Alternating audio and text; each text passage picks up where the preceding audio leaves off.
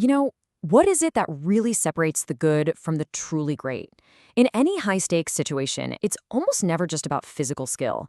There's this invisible quality, right? A psychological edge. And today, we're going to dig into exactly that, mental toughness. I mean, just look at this. These athletes are pushing themselves to the absolute brink. You can bet every single muscle is just screaming, stop. The pain, the fatigue, it's overwhelming. So the big question is, how? How do they keep going when the physical tank is completely empty? What's fueling them? Well, the answer you hear time and time again comes down to one thing: mental toughness. It's that X factor. It's what lets people handle that crushing pressure and the endless challenges that come with performing at the highest level. Okay, so let's dive right into this. First up, let's take a look at why this whole concept is seen as so incredibly important for winning. Think about it for a second. At the elite level, everybody is a physical powerhouse. They've all put in the work. So when you have two athletes and their physical abilities are pretty much identical, the real competition is happening in their heads. That psychological piece, that becomes the ultimate tiebreaker.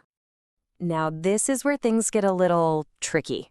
We all love to throw around the term mental toughness, but what does it actually mean? From a scientific point of view. Let's try to pin down this powerful but kind of slippery idea. And that right there is the big challenge. It's one of the most popular phrases in sports psychology, for sure. But there's no single agreed-upon definition. It's a little bit like trying to catch smoke. So probably the most useful way to think about it is as an umbrella term. It's not just one thing. It's more of a catch-all word that covers a whole bunch of related psychological skills and traits. And under that umbrella, you find all the heavy hitters, right? Resilience, that ability to bounce back. Hardiness, the coping skills you need for those high-pressure moments. Optimism, good old-fashioned persistence. And, of course, that rock-solid self-belief. So as you can see, it's got a lot of different dimensions to it. So if it's this big, kind of messy concept without one clear definition, how are we supposed to get a handle on it? Well, let's turn to a really fantastic framework that breaks this whole idea down into 4 core parts. It's called the 4 C's model, and it gives us a really solid way to understand mental toughness.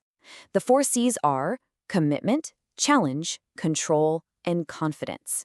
Let's break each one down. First up, we've got commitment. And I absolutely love the simple word the research uses for this: stickability. It's just perfect, right? It's that deep down drive to go after your goals, that simple refusal to quit no matter what gets in your way.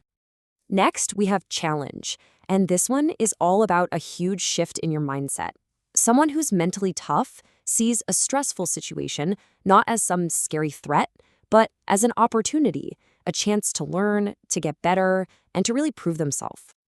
And this quote from a Paralympic athlete just nails it. It shows how this challenge mindset goes way beyond just sports. The things you learn from overcoming challenges in competition, they directly prepare you to handle whatever life throws at you. The third C is control. This is that feeling of being in the driver's seat. It's having a sense of agency, that core belief that you can actually influence what's going on around you and juggle all the demands of your life without getting totally overwhelmed. And the last C is confidence. Now, this isn't just about feeling good when you're winning. Real confidence is about maintaining that unshakable self-belief, especially after you failed or had a major setback. It's the engine that powers you through the tough times. Okay, so commitment, challenge, control, confidence. Sounds like a superpower, right? What's not to love? But what if there's a downside? Let's explore the kind of counterintuitive dark side of being, well, too tough. It's a really interesting question, isn't it? Can this incredible strength actually turn into weakness? Is it possible to be too tough for your own good? And this is where you can see how every strength has a potential shadow. I mean, pushing your physical limits, that's heroic, until you're ignoring an injury that could end your career. Persistence is great until it just becomes stubbornness and you refuse to change something that isn't working. And the research absolutely backs this up. Really, really high levels of mental toughness have been linked to some pretty harmful behaviors, like athletes skipping crucial recovery routines or refusing to get mental health support because they think asking for help is a sign of weakness. So, if being too tough is a real danger, then what's the answer? Well, This brings us to a much more modern and, frankly, a more effective way of looking at what true mental strength is all about. For decades, these two ideas, mental toughness and self-compassion, were basically seen as total opposites.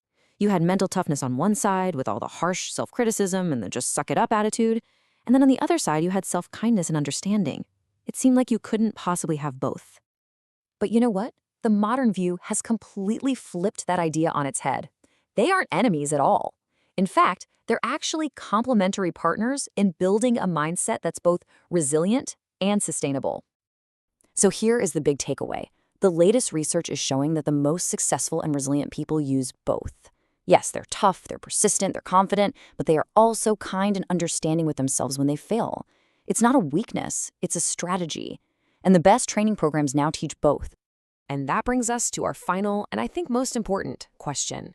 Can you be tough and compassionate toward yourself at the same time?